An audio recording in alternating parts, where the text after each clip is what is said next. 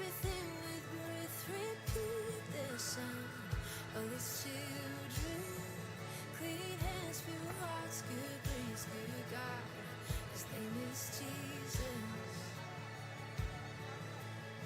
Swing wide, all you heavens. Let the praise go up as the walls come down. All creation, everything with breath, repeat the sound of His children. Clean hands, pure hearts, good grace, good God. His name is Jesus. Swing wide, all you heavens. Let the praise go up as the walls come down. All creation, everything with breath, repeat the sound of His children. Clean hands, pure hearts, good grace, good God. His name is Jesus. Jesus, our redemption, our salvation.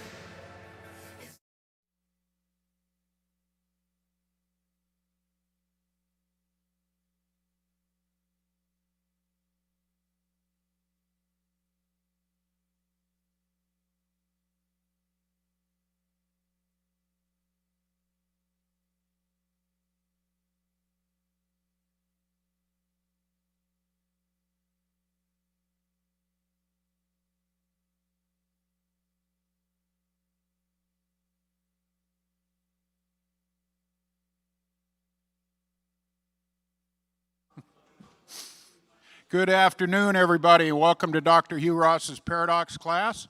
So good to see live smiling faces here in the crowd. Thank you for coming. I am very happy to say that Dr. Hugh Ross is with us today. Everybody give a cheer.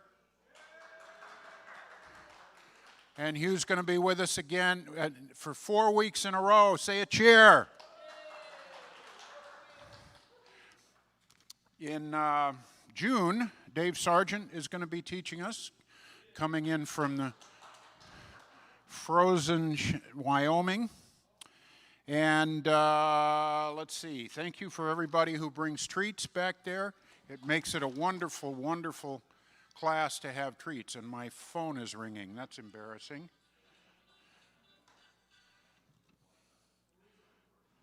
Sorry about that. Wow. Okay. Did you hear about the guy that goes into the library and he orders fish and chips? And the librarian says, "This is a library." And he says, "Oh, I'll have fish and chips." That was funny. He just didn't get it. All right. All right, I don't have anything more to say, so let's say a prayer and we'll get to Dr. Hugh Ross. Thank you so much, Lord, always for this opportunity we have in this class. What a unique opportunity to worship you with our mind as well as our heart, to think about the Bible and your word from an intellectual basis, and we just round out our faith with the wonderful material and teaching that Hugh Ross gives us every Sunday. We ask your blessing on Hugh as he teaches us this morning, and your blessing on each of us as we go our way this afternoon. Thank you so much. In Jesus' name, amen. Please welcome Dr. Hugh Ross.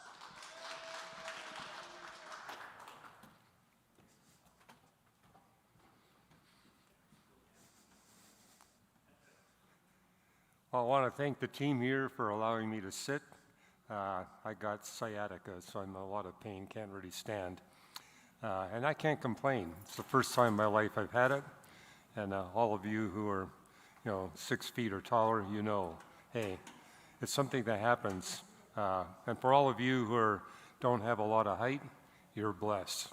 So I notice when I travel around the world, places in the world where everybody is tall, a lot of them got back issues. In fact, I can remember one time here at the church where we needed to move a lot of heavy stuff.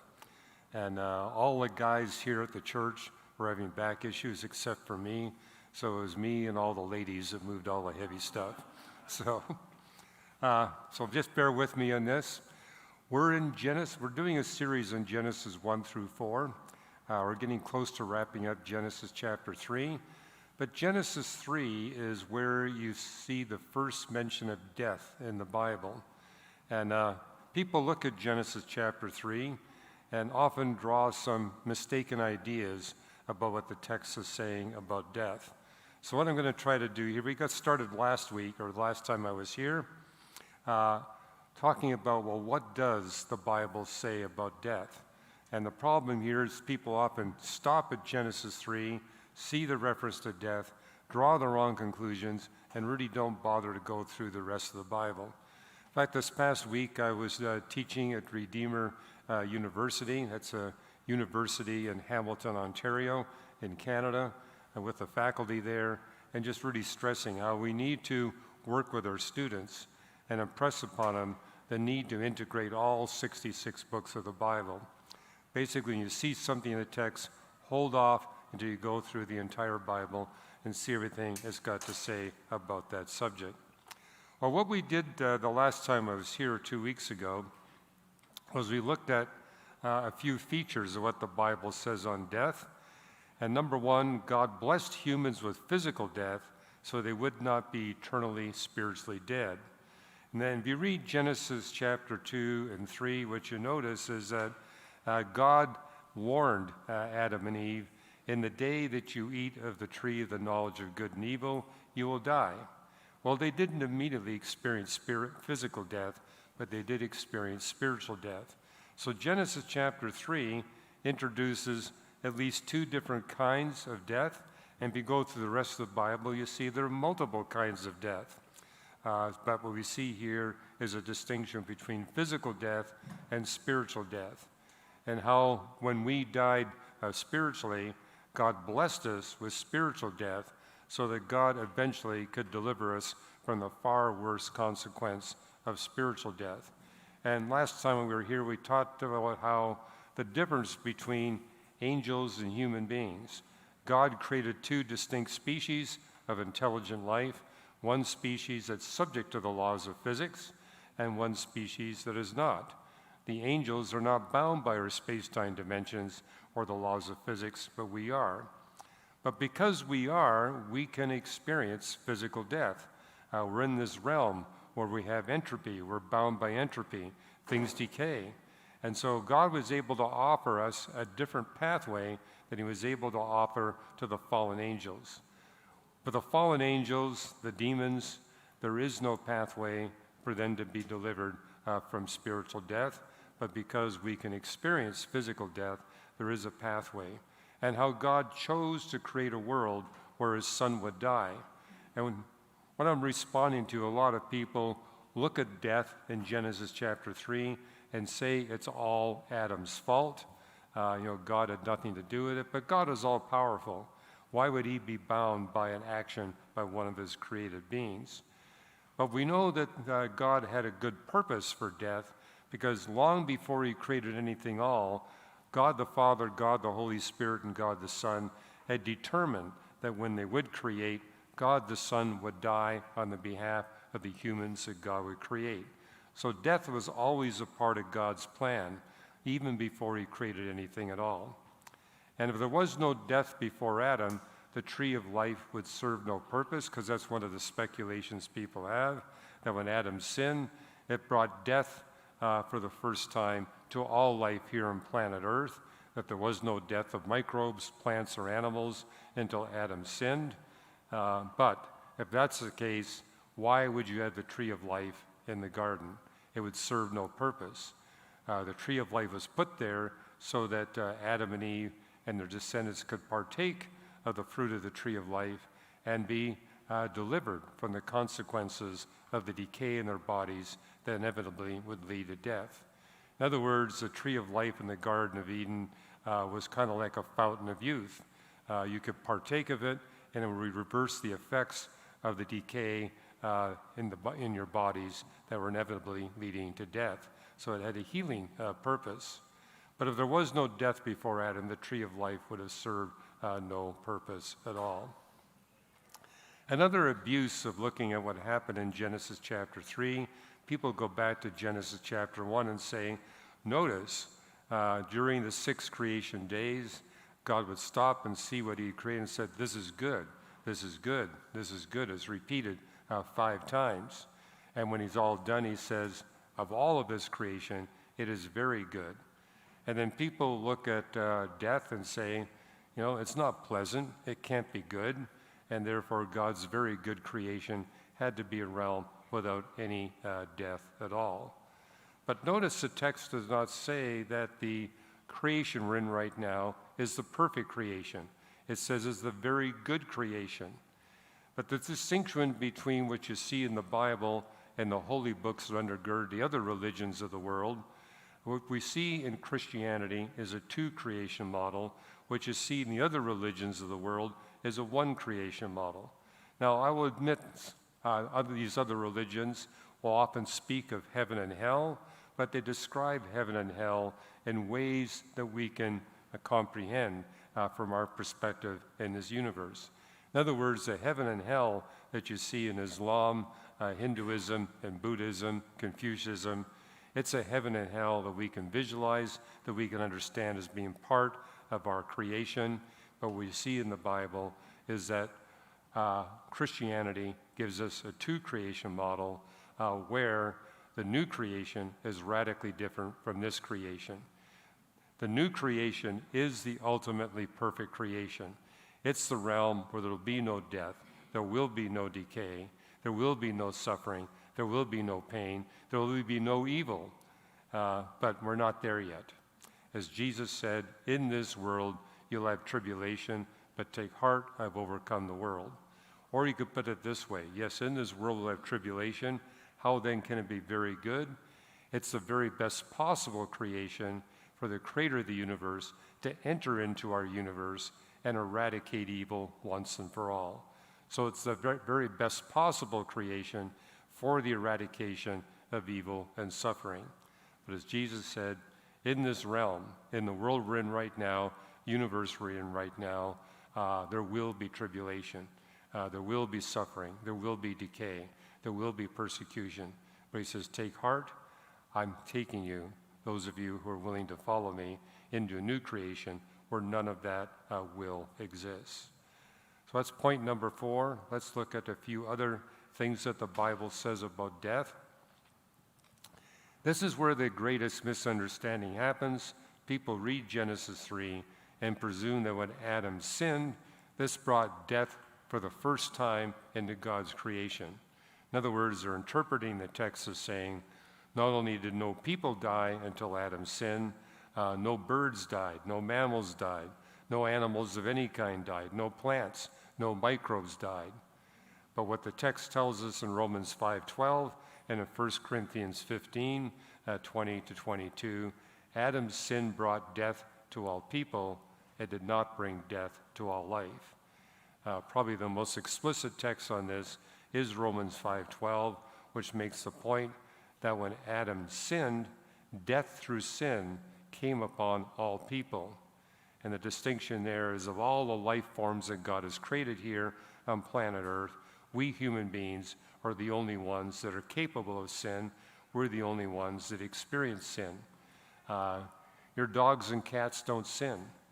They can behave in ways you don't want them to behave, but they don't sin. They're not aware of sin. We humans alone are sinners. And it says death through sin. So when it says death through sin, that automatically isolates humans from all other species of life here on planet Earth. And Romans 5:12 ends by saying, Adam's sin brought death to all people. It'd be different if it said, Adam's sin brought death to all life, or brought death to all animals. It doesn't say that. It says it brought death to all people. Nowhere in the Bible does it make any claim that Adam's sin brought death to anything other than human beings. And the fact that you see 2 qualifications in Romans 5:12, and if you read all the way down through to Romans 5:19, you'll see that those qualifications are repeated. And what you see in the book of Romans is especially true when you look at Romans 7 and 8. Romans 7 and 8 talks about 4 distinct kinds of death. So in Romans 5, Paul is distinguishing, this is the kind of death I mean.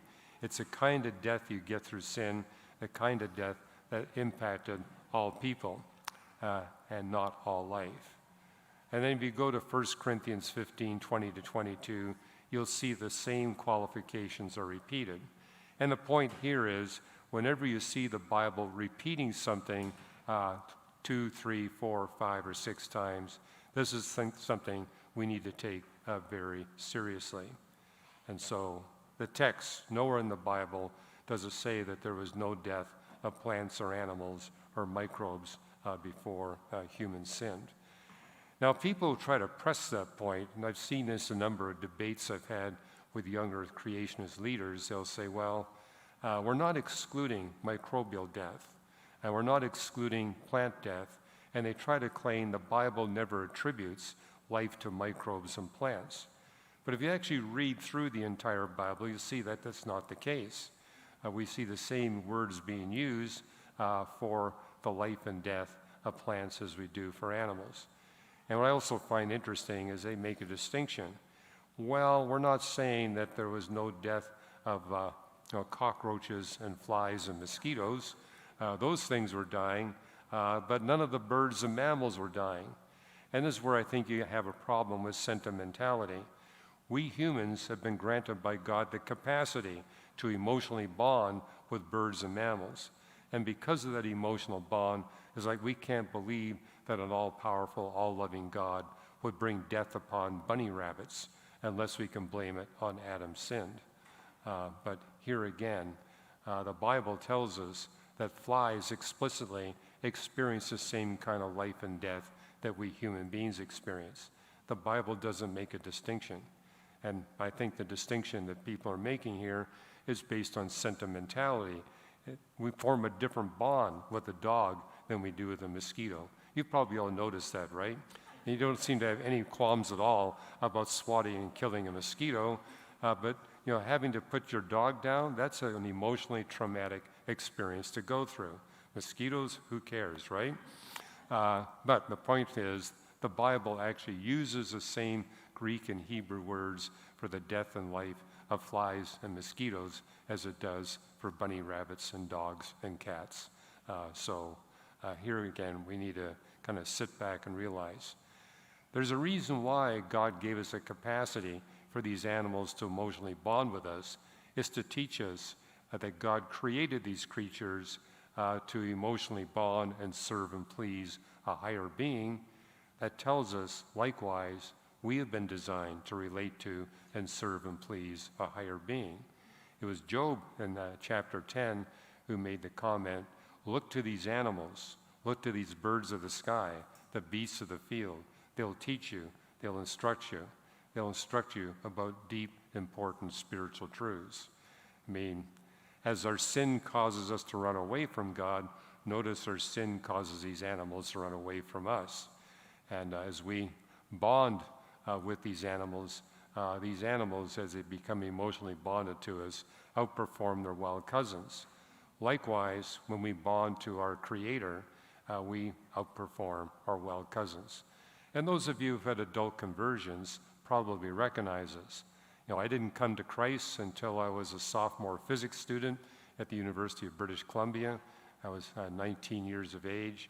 But what I noticed almost immediately is how my grades dramatically improved after I gave my life to Christ compared to what happened before I gave my life to Christ. In other words, it's that bond that causes us to perform beyond what we normally would. Okay, that's point number 5, is that Adam's sin did not bring death to all life, it brought death to all human beings. And so we inherited the sin through Adam, but the real message of Romans 5 and 1 Corinthians 15, as one man brought death to all of us, one man brings life to all of us. The man Christ Jesus is the one who can deliver us from both physical death and spiritual death. So yes, we might complain, how is it that we all wind up becoming sinners because of what happened to Adam? But again, look at the mystery. the actions of one man can deliver us, all of us, from sin and evil if we so choose. Number 6, entropy existed before Adam sinned. What you see in Romans 8, it talks about this law of corruption or law of decay. And keep in mind, the Bible was communicated to us to speak to all generations of humanity. Because I've run into people say, well, if Genesis 3 and Romans 5 and Romans 8 is talking about entropy, why didn't God use the word entropy? Well, for a good reason. That would only have any possibility of communication if you were living, say, in the late 1900s, 1800s, 1900s, or the 2000s.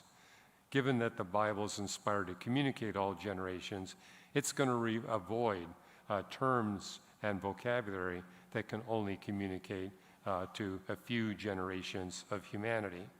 But when it talks about decay, we realize, or it talks about tribulation, it's really referring to the second law of thermodynamics, namely that everything is in the process of decay, and the decay continues. It affects everything. Everything in the universe is subject to this pervasive law of decay. You say, what's the proof of that? Well, you see the proof of that right in Genesis chapters 2 and 3. Namely, what you see in Genesis 2, you see it in Genesis 1, the sun, moon, and stars are shining. And what you notice is after Adam sinned, the sun, moon, and stars are still shining. And incidentally, they're shining at the same intensity that they were before Adam sinned. And you don't have to take a course in astrophysics to realize the reason why stars shine is because of the second law of thermodynamics. Stars are decaying, and through that decay, they radiate light. And if you were to change the rate of decay ever so slightly, then the sun would shine at an intensity that would bring about the death of all life on planet Earth. You say, well, how subtle the change we're talking about? Well, if we're to change the second law of thermodynamics the way it operates by about 1 part in 10,000 trillion, then life would not be possible here on planet Earth. So even the tiniest change in the law of entropy, the second law of thermodynamics, would mean that you couldn't have life after the fall. And so what happened at the fall, the laws of physics didn't change, humanity changed. And so when you look at the curse that you see in Genesis 3:17, it says, cursed is the ground because of you. It's not cursed because the physics of the ground changed. It became cursed because now we got sinful human beings trying to manage that ground. And we're going to see this in Genesis chapter 4, where Cain gets ejected into the land of Nod, and he's being told by God, the ground is not going to produce for you like it did. When you look at Cain and Abel, Cain was the one that was kind of the farmer growing crops. Abel was the one that was keeping animal herds.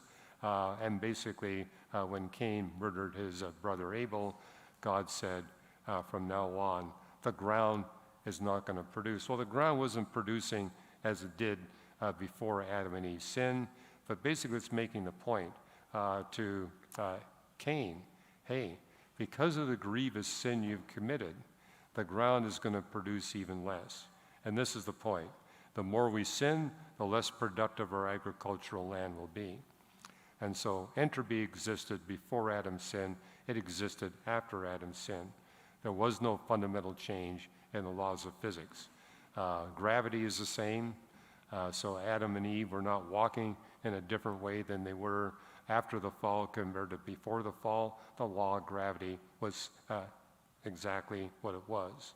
The law of electromagnetism was exactly like it was. And this leads to a major debate that you see in Christendom. Well, God tells us that the creation was very good in Genesis chapter 2, at the beginning of Genesis chapter 2, and they basically claim there were no natural disasters until Adam sinned. So no earthquakes, no wildfires, no disease, no cancer, but all of that happened after Adam's sin. So Adam's the one to blame for all the suffering we go through all the floods, the droughts, etc. But I've argued in my book, More Than a Theory, that natural disasters are actually part of God's very good creation. Pick any natural disaster that you want, say wildfires. I mean, we live here in Southern California. Wildfires are a part of our life. I've been evacuated. Well, I haven't. Interesting thing is, every time our family comes in under an evacuation order, I'm out of town ministering somewhere. So my wife and sons are always saying, how is it that every time we get faced with something like this, you happen to be out of town? So, but it is true. If you live here in Southern California, wildfires are part of the norm. But actually, what happened is that since the Los Angeles basin has become heavily settled, wildfires actually do more damage than they did before it became heavily settled. And what you see in every part of the world is that you need wildfires breaking out at a certain rate in order to optimally benefit the environment. So for example, consider this. What if there were no wildfires at all anywhere in the world? If that were the case, our soils would be charcoal deficient. And it's the implanting of charcoals in the soil that condition the soil, allow the soil to absorb more water and more nutrients. And notice, again, here in Southern California, we don't get rain every month of the year. We have several months where you can basically forget about taking a tent when you go backpacking. You know it's not going to rain. It's just not going to happen. But what is it that allows the soils to retain enough water to sustain plant life throughout the year? The wildfires are a big part of that. Now, what we've now been able to discover here in Southern California, the optimal wildfire rate in order to maximally benefit the vegetation here in Southern California is to have a wildfire happening about once every 8 years. What happens when you got a lot of humans living here, they say, we don't like these wildfires. They burn down our homes and they put ash in the atmosphere. And so you have what's called wildfire suppression. And a lot of us can remember what happened a couple of years ago when a massive wildfire broke out, literally just a few blocks north of where our church is right here. I mean, 20 families in this church lost their homes because of the wildfire that spread through Altadena and Eaton Canyon and actually came right over the mountains. It didn't stop until it hit Santa Anita Boulevard. And so if you're a resident here in Sierra Madre, you can remember the fires coming right down to the upper streets of Sierra Madre. And also there was a big fire that happened in Palos Verdes. And we have a couple that comes to this class. They actually drive all the way from Palos Verdes to attend this class when they can. And they lost. Their home, by the way, was undamaged, but all the homes around them were burnt out. And I've been told they're still not allowed to go back into their home because of all the chemical problems that they had in putting out that fire. You know what made those two fires so deadly is the fact that we suppressed fire in that region for about 20 years. When you suppress it that long, when you do get a fire, it really becomes an intense fire. So intense that you get embers being blown several miles and igniting fires in places that otherwise wouldn't happen. The optimal fire rate here is 8 years, but in other parts of the country it's different. Where I grew up in British Columbia, the average wildfire rate was every year. But what's interesting about British Columbia, it's very mountainous. It does get quite a bit of rain. And what happens is that you wind up getting the tops of the mountains burnt, because that's where there's the least amount of water. And what I notice in the mountaineering we've done in British Columbia, there'd be a wildfire running around us, and I'd say, well, are we at risk? They said, no. The fire is going to burn down to a certain level where the soil is wet, and it'll stop. They don't even bother putting the fire out because they know that there's a natural extinction, and it's actually good for the top of the mountain to be burnt off. It's going to enable fresh vegetation to grow there. It's going to enhance the ecosystem. Different parts of the world have a different optimal wildfire rate. But if there was no wildfires at all, things would be far worse. We wouldn't get the charcoal coming to the soil like we do need. And you wouldn't be able, in fact, here in California, it's famous for the sequoias and redwoods, right? We wouldn't have any sequoias and redwoods if it wasn't for forest fires. Those are trees where their seeds only germinate when there's an intense hot fire. It needs fire in order to reproduce, and it takes the fires to burn out all the hemlocks, for example. If the forest gets choked full of hemlocks, it basically squeezes out the sequoias and the redwoods, and you don't have any at all. There's a reason why you only see redwoods and sequoias in this part of the United States. You don't see them in Canada. Basically, it's through California, parts of southern Oregon, and that's it. It can only happen in regions where they do have these seasonal, intense wildfires that actually enable, and it actually helps the wildlife. When you burn off all the hemlocks and firs, you now just have these redwoods and sequoias standing, which means it's now easy for the wildlife to wander through the forest. If you've ever been to Sequoia National Park, you notice you can walk through the forest unimpeded. That's not the case, say, if you were to go to the Amazon jungle, or do you go to coastal state of Washington or British Columbia. The undergrowth there is just so thick with thorny bushes and plants, you literally can't walk through it. Whereas here in Sequoia National Park, it's easy to walk through the forest because all the other stuff has been burnt up. It makes for an easy path through that. That's just one example. Earthquakes happen here, right? You need earthquakes. If you don't have any earthquakes, you don't have any recycling of the nutrients that all life needs. It's that plate tectonic activity that recycles the nutrients that life needs. But you don't want too much of a good thing, right? And what we notice is the intensity and level of earthquakes is optimal for recycling the nutrients without doing too much damage to our homes and to life. However, it was Jesus who said, "Do not build your house on sand, build it on the rock." Give you two examples.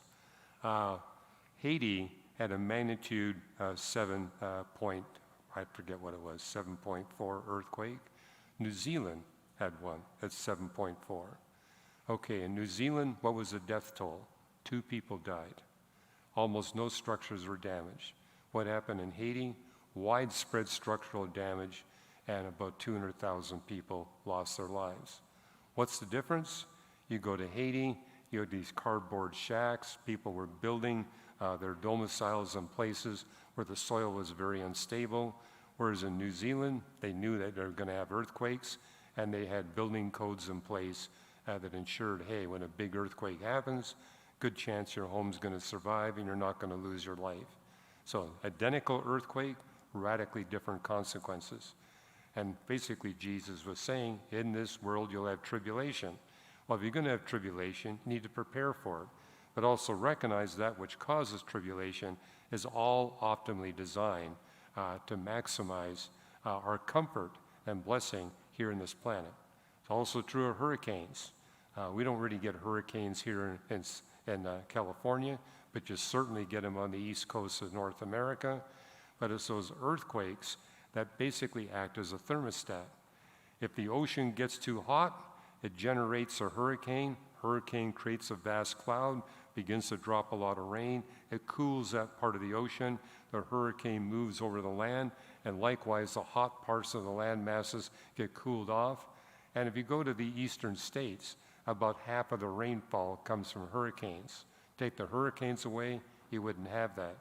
New research is showing that as hurricanes move from the deep ocean and come towards the land, they dump chlorophyll right by the seashore, and that chlorophyll is a huge benefit to plant and animal life in that region.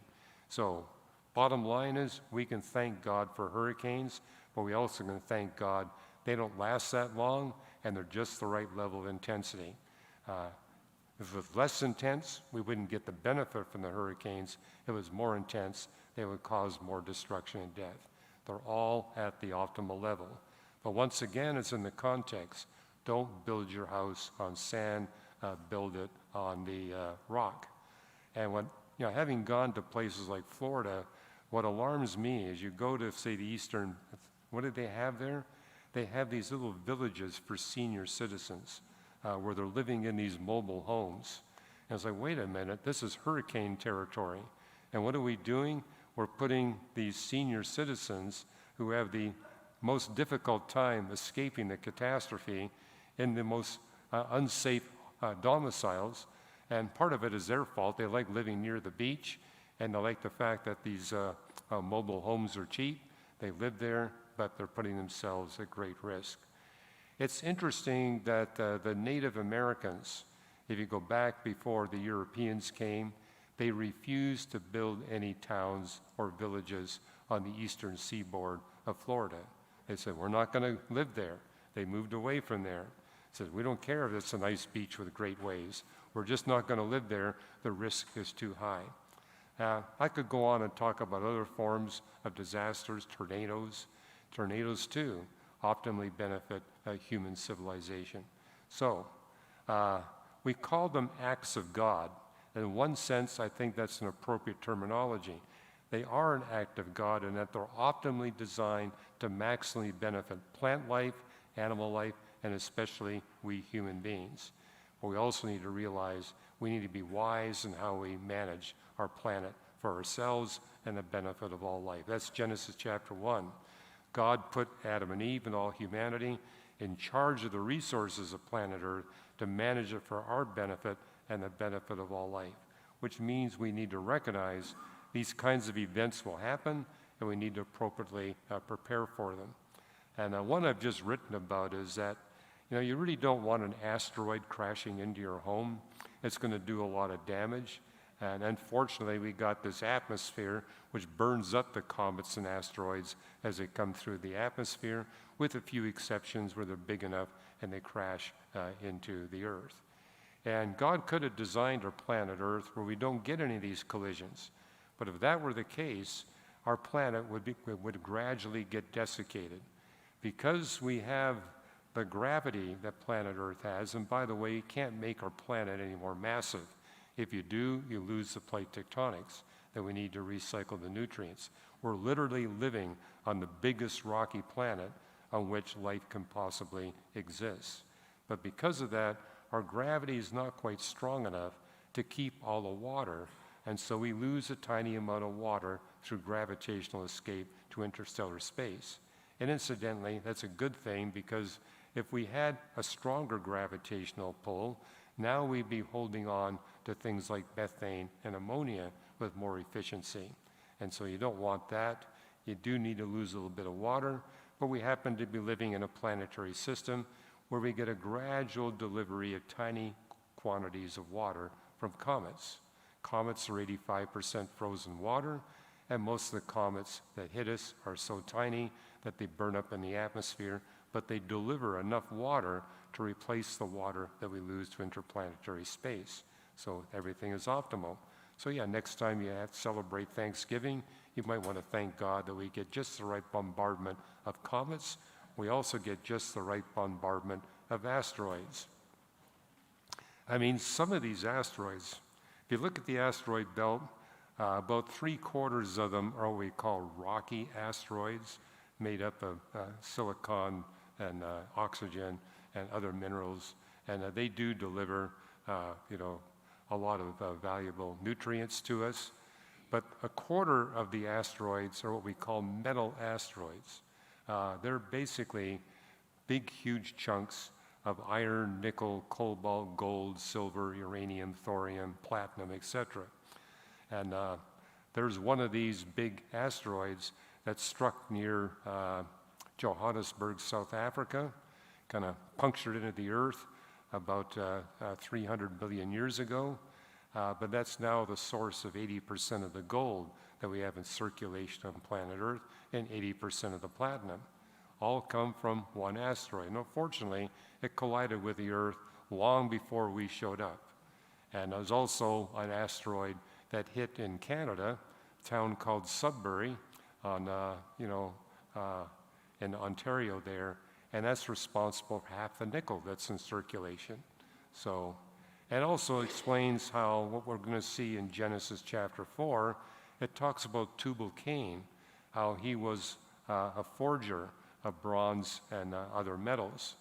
And what we now know is what was happening even during the Ice Age, before humans had launched global civilization, is that people in the north would basically wait for the winter to come when you got snow on the ground, and then they would send search parties out to look for rocks, knowing that a lot of those rocks were these iron-rich meteorites. And those meteorites that come down, they're a better grade of stainless steel than you get from a steel factory. So we now know that ancient peoples, I mean, when I was being educated as a child, they're saying the Iron Age didn't hit until no earlier than 3,000 years ago. We now know that's incorrect. The Iron Age goes back at least 15, 16,000 years because we have people here in North America that were gathering, and also in Northern Europe, they'd be gathering these stainless steel meteorites and cold forging them into sophisticated tools.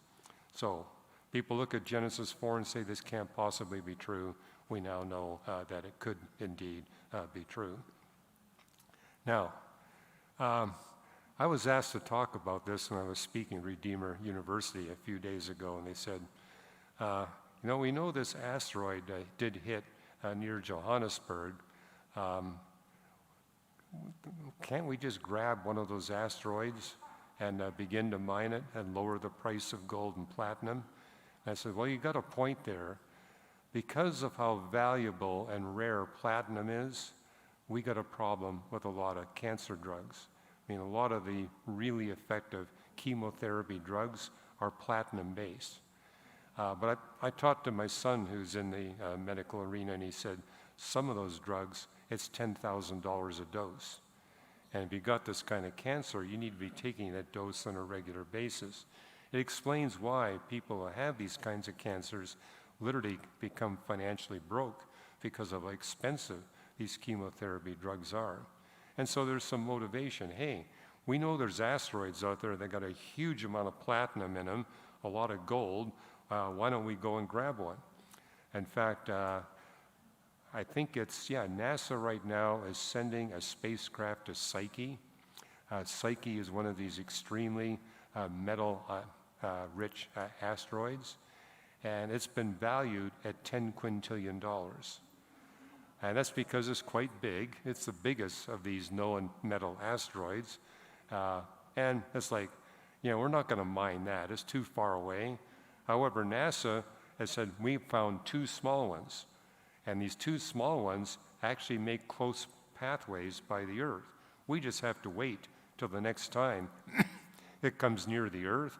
And for very little money, we can send a spacecraft out there, nudge it into an Earth orbit, have it orbiting the Earth, then we can mine all the platinum and gold and silver and uranium and thorium in it, and we can make a lot of money.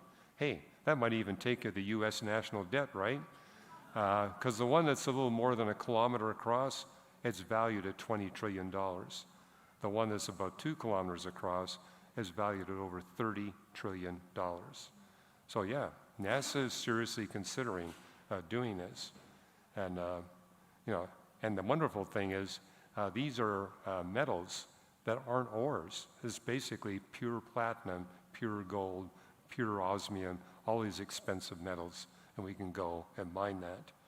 I was speaking at a church in St. Louis, and they said, we want you to talk about, is it possible that could be a fulfillment of Revelation chapter 8? Because Revelation chapter 8 talks about a star crashing into the earth and poisoning a third of the world's fresh water supply. I said, yeah, that could do it. Put one of these things in an Earth orbit, and you mine it. And the problem with these asteroids is when they're that small, they're not spherically shaped. They got an oblong shape, which makes it really challenging to determine its orbit and maintain orbital stability. So if you mine the wrong chunk off the asteroid, you could have its orbit decay and crash into the Earth, which is why when I've been speaking to NASA audiences, I say, let's put it in a lunar orbit. If we put it in a lunar orbit and we run into a problem of not mining it the correct way, it'll crash into the moon. and it's not going to do any damage. Whereas if we put it in an Earth orbit and we make a mistake like that, what happens if it crashes into Manhattan? That could really do some significant damage. And they said, well, the problem with that is if we put it in a lunar orbit, it's much more expensive to mine. It's way cheaper to put it in an Earth orbit and mine it that way. So maybe, and let's just say that's a maybe, that's how we could see the fulfillment of Revelation chapter 8. What I did tell the audience in St. Louis is that we need to interpret these disasters that are prophesied to happen to humanity in Revelation 6, 8, and 16 in the context of what happened in the book of Exodus with the 10 plagues. What you notice with those 10 plagues, they were aimed only at the unbelievers. The believers were always protected. And they're aimed at the unbelievers to make them aware there is a God out there. And they also recognize, hey, the Egyptians that repented and became part of the people of God, they were protected. And so what you see in Exodus 15 is that when the children of Israel left the land of Egypt to go to the land of promise, the land of Canaan, a huge number of Egyptians joined them. In fact, if you actually look at the population that left the land of Egypt to go to the land of promise, it's clear that at least 80% of them were not the blood descendants of Jacob. They were people throughout the Egyptian empire who said, we want to become part of the people of God. And notice the pathway was always open for a Gentile to become a Jew. And so I think that gives us a different context. The vast majority of those that left with Moses were not blood descendants of Jacob. They were converted people throughout the whole of the Egyptian empire. And I think that's the way to interpret what's going on in the book of Revelation. God's going to do these things to bring an uncountable number of people to faith in Jesus Christ. And just like with the 10 plagues, each plague was a little more intense than the previous one, because some people need to be shaken up a little more than others to realize, I need to repent and follow Christ. Now, that was a little bit of a diversion, and now I see I've gone over time. So we got 4 more to go. I think we got 4 more to go. Let me see. We got 5 more to go. So we'll hit those next week, and we're going to move on to a new subject, which will be Revelation from Genesis chapter 3 ends with 3 big promises. So you want to do a little advanced study, look at the end of Genesis chapter 3 and see what those big promises are. And I'll give you a tip. One looks like something that's not a promise at all. It's like, boy, that doesn't seem very pleasant. But what looks like an unpleasant promise actually is the best thing of all. So that's what we'll look at next week. We'll finish this up, then we'll get into the promises. We're also going to see what Genesis chapter 3 teaches about the Trinity. Then we're going to dive into Genesis chapter 4. And the key thing about Genesis chapter 4, notice that God is asking questions. He's asking questions of Cain where he already knows the answer. How many of you have ever had your mother ask you a question where it's clear she knew the answer? And why did your mother do that? That's kind of a little key what Genesis chapter 4 is all about. But I like to look at Genesis chapter 4 as a handbook for parents. Just like God was dealing with Cain and his relatives, there's a handbook there on how we can better help our children avoid evil and pursue virtue. Okay, with that, let's take questions. And as always, we're going to alternate between people that are here in person and people who are joining us online from different nations around the world. So let's begin with an online question. All right, our first online question's a bit long, so bear with me. This is from Craig McMahon. I was wondering what your response would be to Dr. Lisa Randall's argument that the inflationary period of the Big Bang probably continued in the non-observable universe throughout the 13.8 billion years since the Big Bang. Her arguments seem to be based on the homogeneity principle and recent results that seems to suggest that the flatness of space is even greater than we have previously thought. Dr. Randall's conclusion was that the size of the observable universe is infinitesimal compared to the non-observable universe. Yeah, I think she's making good points.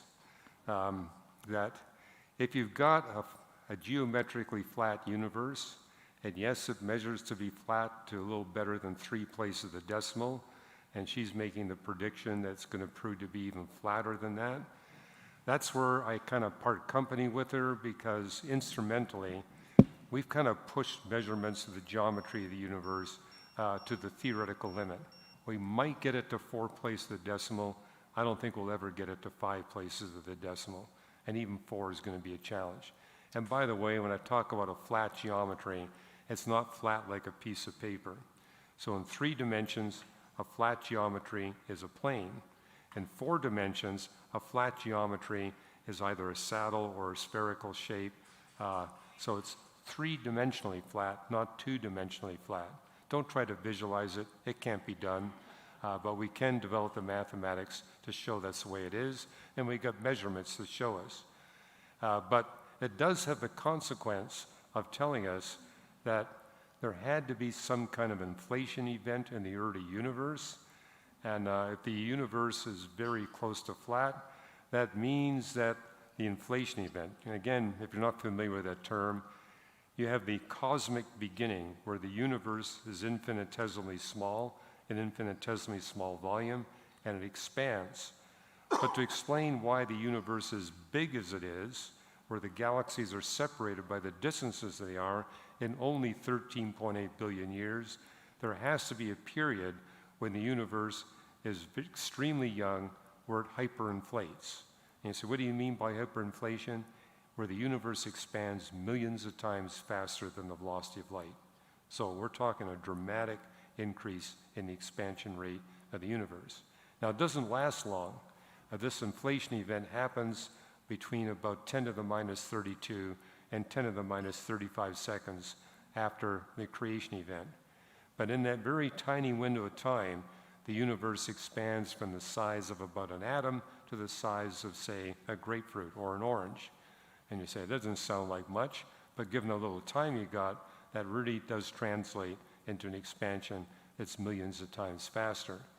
But that hyperexpansion basically means that during that expansion period, when the universe is about a 10 billionth of a trillionth of a second old, you have this thermal bath, this hot thermal chaotic bath that basically erases all memory of what happened before. And so that's the limit to where we can go with our telescopes. We can't get any direct imaging of what's going on before the inflation event, because the inflation event erases 100% of the memory of what happened before. Now, what's happening is that some theoreticians take advantage of that and saying, well, if all information before that event is erased, maybe we can widely speculate about what happened before that event. And so there's a number of papers out there where they say, well, the space-time theorems prove that there's a beginning, but they only prove that there's a beginning to the expansion of the universe, that there's a beginning to the inflation event.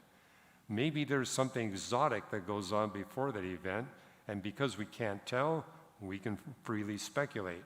And so they've come up with a number of speculations that maybe we can escape the beginning. But the escape of the beginning is always based on introducing something that we can't see or detect. So they'll speculate, well, maybe there's another dimension of time. Maybe there's extra dimensions of space. And if that's the case, we can actually find ways to get around the space-time theorems.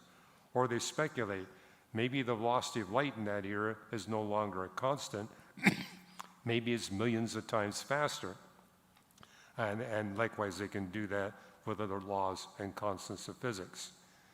However, and I've debated some cosmologists who are going down that pathway and said, well, you know, these speculations that you're throwing out there reminds me of the things we talked about at a conference we had at Cambridge University in England, where we had 8 Christian philosophers and 8 Christian physical scientists speculate about God, eternity, and time. And those are the things we talked about and said, well, join the club.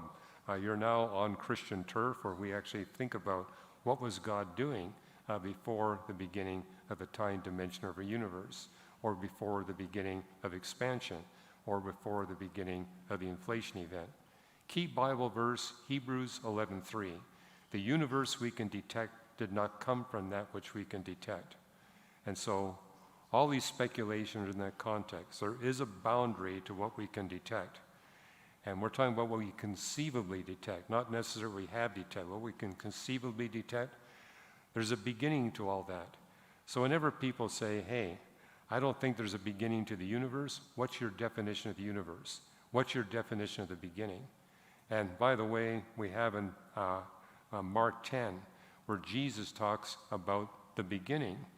And people look at that passage and say, oh, Jesus is talking about the beginning of the universe. Well, if we look at the context, the whole chapter is about marriage and divorce. He's talking about the beginning of marriage. He's not talking about the beginning of the universe. That's important. Wherever you see a scientist or a Bible scholar talking about a beginning, what kind of beginning are you talking about? Now, I've actually written a position paper on this. I finished it literally yesterday. So it's going to be going up on our new website. It's going to be released probably in another few weeks. And basically making a point in that paper, we've actually found some ways to penetrate what's called the Planck energy. The Planck energy is the energy density that happens right when inflation begins. And we can't probe before inflation, but we actually do see some objects in the universe, gamma ray sources, where the energy density is as much as 8 times greater than what we would see at the beginning of the inflation event. And those energy densities tell us that the speculations that go against the space-time theorems all fail. Basically making the point, the more we learn about the universe, the stronger and stronger case we get that the Bible got it right when he said there's a beginning to everything we can possibly detect. And so, but what's happening is the atheists are simply retreating. Okay, we thought we had a room to speculate all the way back to the Planck energy density. Looks like now we got to retreat by a factor of 8. And what I've been pointing out in this position paper, note that the non-theists have been in steady retreat. The realm of speculation space has been getting smaller and smaller and smaller. If you're always retreating, that's a sign you got the wrong model. But as I've engaged some of these people, they say, I'm going to stick to my non-theistic views of world until all the speculative space is gone. Well, that's equivalent to me saying, I'm not going to believe that my wife exists until I develop absolute proof that she does exist. The truth is, all I've got is a high probability, but the probability gets higher and higher with every year that we are married. And hey, I actually committed marriage vows to her based on less than absolute proof on the day that we got married. But I did agree that the evidence that she existed at that time was more than strong enough for me to commit to be a life partner with her. And every year we're married, that evidence goes stronger. Point is, we humans are constrained by the physics of the universe, which means we can never come up with absolute proof of anything. And so watch out for the atheists who say, I will not believe until I got absolute proof that God exists. Well, you get up in the morning without absolute proof that the sun's going to keep shining. You need to be consistent with how you behave. If the probability that God exists is higher than the probability that you've been married to a woman for 40 years, that should be good enough to commit your life to Jesus Christ. Okay, the position paper will be coming out soon. And by the way, it's only 3 pages. Got it all condensed, no citations of literature, because we already have that in a lot of our books. But it's a way of quickly giving people an idea why we can be confident that the Bible got it right when it said, God in the beginning created the heavens and the earth. Okay, Doug.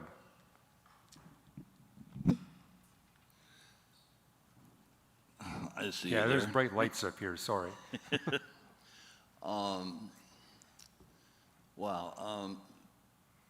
I'm kind of going to drift away from this astrophysics thing, although I know it really has a lot of value. God already knows the answers to all these things, but you know, there's value for it. The way I see it, like, for evangelism and medical advances, all these things to understand the universe. I commend you for all the hard work that you put in over your life to learn all these things and use them for the glory of God. Hallelujah for that, you know. I don't think you get enough recognition for that, but I know you're not doing it for the recognition. You're doing it for the kingdom's work, so thank God for you.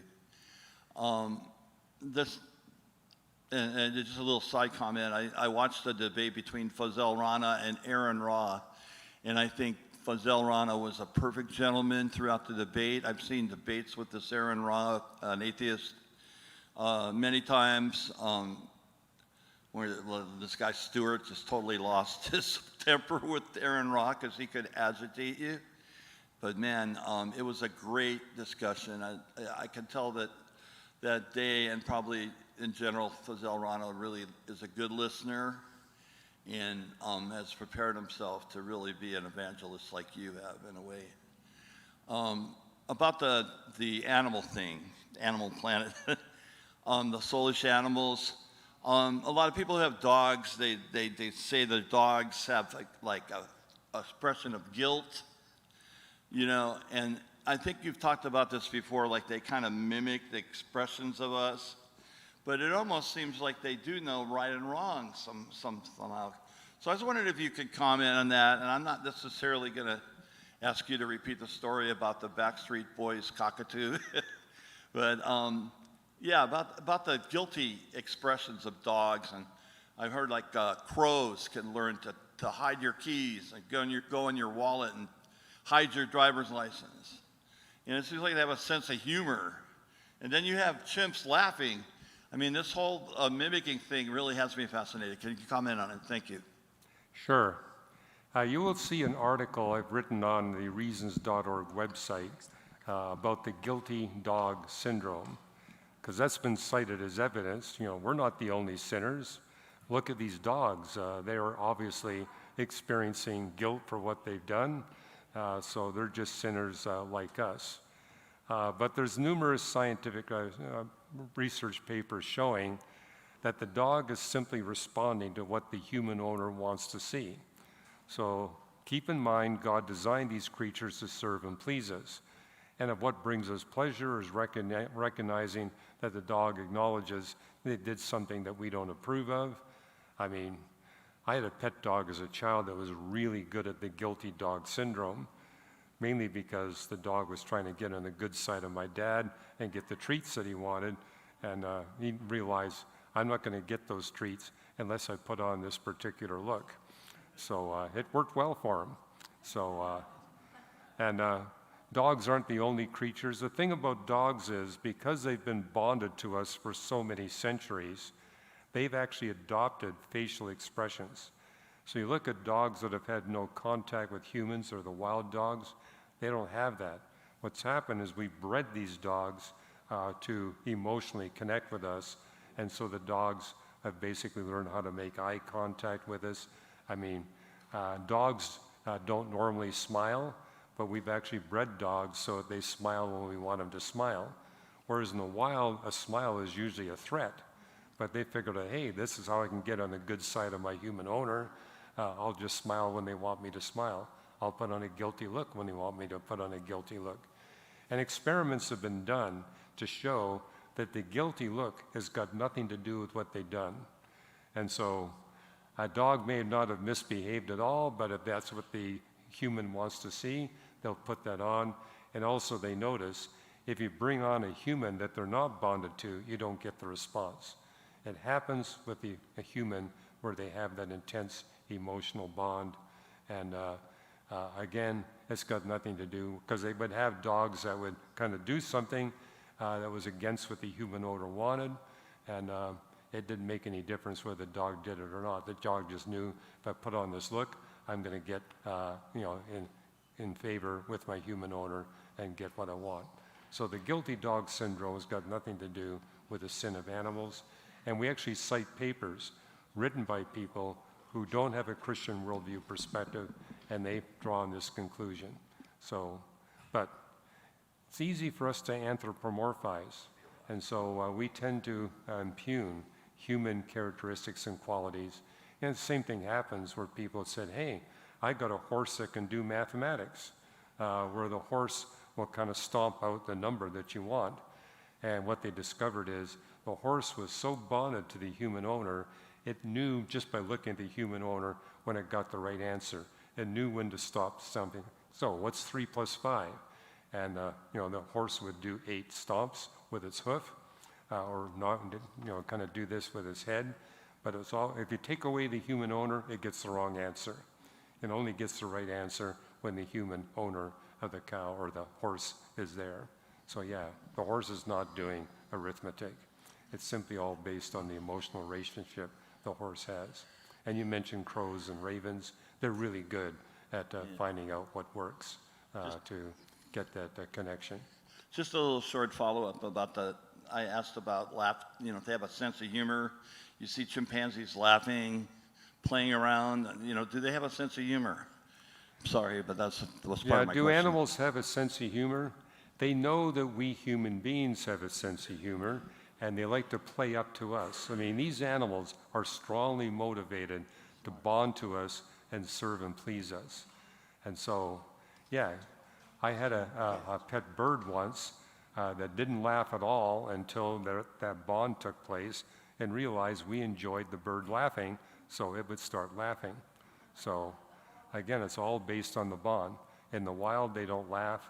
And so for one thing, they've noticed with parrots and with cockatoos, they will not dance to courtship songs in the wild.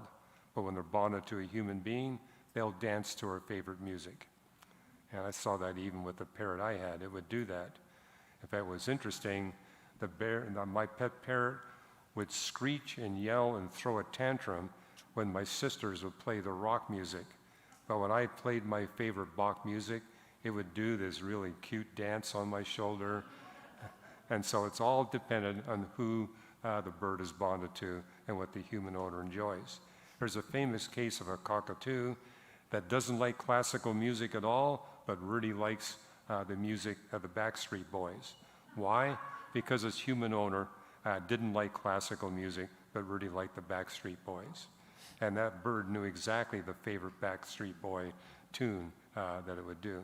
You can go on YouTube and just put in cockatoo, Backstreet Boys. You can pop up and watch the video. It's an amazing video, but it's something a bird in the wild would never do. All right, we got another question online from Tinny W. Hi, Dr. Ross. Is it possible there are 2 falls? Maybe the cast down fallen angels initiated death among the soulish animals. Yeah, good question. Yeah, there are. I mean, the fall of Adam is not the only fall. Matter of fact, Adam is not the first sinner. The Bible is very clear. The first one to sin, the first one to fall into sin was Satan, the most powerful creature that God made, the most intelligent creature that God made, was the first one to sin. The Bible doesn't tell us when he sinned, but does make it clear he certainly sinned before Adam. After all, Satan was the one that came into the Garden of Eden and was able to deceive Adam and Eve into rebelling against their Creator. And as we've already mentioned, God did that on purpose. God could have kept Satan out of the Garden of Eden for all of eternity, away from earth of all of eternity, but God knew by exposing us to the greatest challenge in the context of evil, he could work things out where evil, the possibility of us committing evil, would be completely eradicated. So even Satan is part of God's good creation, in spite of the fact that he committed the sin that he did. Now it also tells in the Bible that when Satan rebelled, he drew 1/3 of the angels into rebellion against him. Again, exactly when that happened, how much time progressed between Satan's rebellion and the rebellion of the fallen angels, we don't know, but we do know that they fell into sin before any human being fell into sin. So that's about the limit of what we can figure out there. Hi, Dr. Ross. The question goes kind of back to the earlier part you were sharing on Genesis. I have to give it the example first to ask the question. When I was a little toddler, I was crawling over to touch the television, and my mother said, "Don't touch the television, Ted." So I went and I got a stick, and then I touched the television with the stick. So I know that I inherited a sin nature. And so I know it goes all the way back to our first progenitors, Adam and Eve, and when they ate the fruit of the tree of the knowledge of good and evil, they sinned and fell.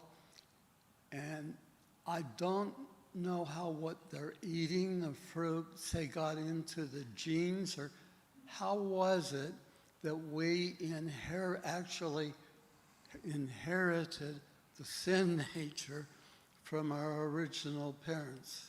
Yeah, great question.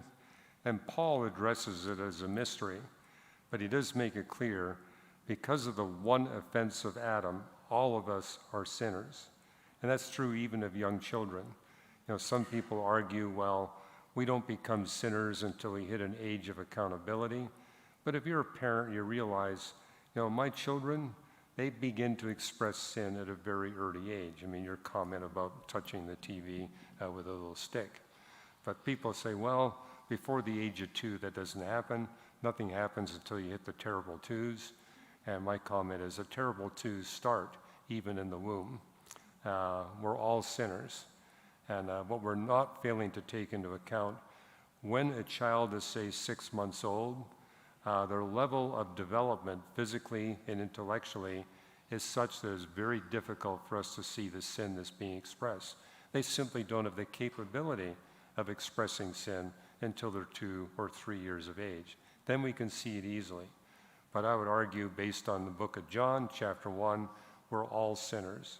All of us are sinners, and that would include even very young babies, maybe even those in the womb. It's just that it takes a little bit of maturation before it's easy for us to see, but God can see it.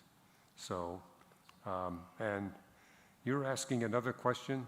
Well, how did we inherit it? Well, we got it from Adam. And I don't think it's some kind of physical, in other words, there isn't a sin gene inside of you. We've looked at your genome, and you can't really pick out a gene that says, aha, that's what we got from Adam, and all of us have it.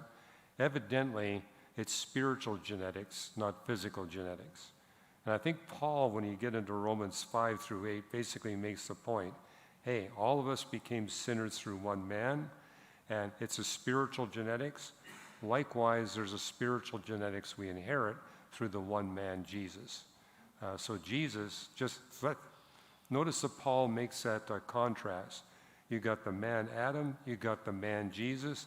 The man Adam made all of us sinners. The man Jesus potentially could make all of us delivered from sin. If we choose to have him do what he can't do for himself, he will do it. It's not a physical act, it's a spiritual act. So it's happening somehow in the spiritual realm. And notice Paul just stops there. He doesn't try to tell you how it happens in the spiritual realm. I don't think any of us know. But I would argue it's not a physical genetics, it's a spiritual genetics. And you say, that is unfair. Why did God make us all sinners through spiritual genetics? I had nothing to do with that. It's like, yeah, but you had nothing to do with the second person of the Trinity offering you deliverance from what you inherited from Adam. And that's Paul's whole point. Yeah, you might think, look what we suffered on account of Adam. Look at what we gained through what Jesus Christ did. It removes all the damage we get from Adam. Okay, another online question from Omnipo B. Hello, Dr. Ross. Question: what are your thoughts on the Greek Orthodox Church? Do you know of any doctrine they teach that has been declared heretical? Yeah, I don't. Where people think they find something heretical is that what you see in the Orthodox creedal statements is that they don't express original sin like you see in the Protestant denominations. But I've read their material on original sin. They don't use those words, but they do say, hey, we don't like the way the Protestants describe how we all become sinners. That's what we inherited from Adam. But they also say, we believe that all of us are sinners and that it started with Adam. So I think the claim that the Greek Orthodox, Eastern Orthodox Church holds on to heretical teaching. It's more semantic than anything else. And I've commented on this in the book Rescuing Inerrancy. So you look at that, you'll see a few paragraphs that addresses this origin of sin debate. So, and I've discussed this with Eastern Orthodox theologians, and they say, yeah, we don't like the way the Protestants describe it, but we do all acknowledge that we are sinners, and that happens from Adam. They're just saying, we don't like the fact that it seems like in Protestant theology, they're actually claiming there's some kind of physical genetic link between us and Adam that's responsible for us being sinners. And I says, well, Protestant theologians would agree with you. It's not a physical genetic link. But nevertheless, the doctrine of original sin stands. And I think as long as we're careful about how we make those distinctions, hey, we're on the same page. Hi, Dr. Ross. Thanks for taking our questions. I really appreciate you taking questions about any topic. And my question is, if you know, what causes sciatica? And, and why is it such a weird thing that somebody will get it and have it, and then suddenly the next day it's gone? Yeah. Well, I've been suffering now from sciatica for almost 4 weeks. And I do have an appointment with a doctor to actually examine it. And you say, well, how come you have to wait so long for an appointment? What he told me was people use back pain as an excuse to get a doctor to prescribe them opiates. And there's an opiate crisis. So they're flooded with people trying to get opiates because they got, quote, back pain. So, and I told him, look, I don't want opiates. I just want this thing to be gone. And he said, that's what a lot of people tell me. And I say, well, opiate will take care of it, but you got to keep taking it. This is the first time I've ever had sciatica in my life. And you say, how do you get it? You usually get it by some strain where you're either pulling on something that's got a lot of weight behind it, or you're lifting weights, or you're carrying something very heavy, where you get distracted by somebody talking to you, or you turn and you twist your back. That's usually the most common cause of it. So I see it happening in airports where people are taking heavy luggage up these escalators. They get to the top and they have to make that sudden turn. And I've often seen people just literally collapse in extreme pain. So just like that, yeah. So, but the thing I've noticed is that people who are 5 foot tall or shorter, there's almost no incidence of sciatica. So it's the length of your body that tends to stress that. And men get it more often than women, usually because they're taller and they're carrying heavier stuff. So that's why, so it's got nothing to do with the sex, it all has something to do with the way they're behaving. So fortunately, we got technology where we can deal with it. But it can be extremely painful and disabling. So, why it can disappear? Okay. What doctors would tell me is that often sciatica is a result of a vertebrae getting compressed, and the soft fluid there leaks out. And once it hardens, then it takes the pressure off the nerve, and suddenly it's gone. And that can happen in a single day. It can also take a whole year for it to be relieved. And there are cases where the soft stuff leaves out and it doesn't really repair itself. Most sciatica will repair itself. That's kind of what I'm hoping for. But there are cases where, hey, the vertebrae becomes so compressed that you need to have surgery where they put a spacer in, or they make some structure, or they put a rod in. But I've been told that surgery is effective in only 60% of the cases. So it's not an ideal option. But hey, things are way better than they were 10 years ago in that case. We got MRI now, which can tell you exactly what's wrong. So if this thing persists, I'm scheduled for an MRI, and then we'll see where we go from there. And by the way, you don't have to take an opiate they can give you an epidural, kind of what they give to women when they're giving birth to a child where there's extreme pain, that epidural, but it's temporary. It gives you relief for a couple of months, then you got to take it again, and there's a limit to it. It's not a permanent solution. So, Okay, looks like we have time for one more question. Here's an encouraging comment and question from Salty Apologist, who is a faithful Salty watcher online. Apologist, that's a good name. So, well, first, Salty Apologist says, people often ask how I came up with the name Salty Apologist.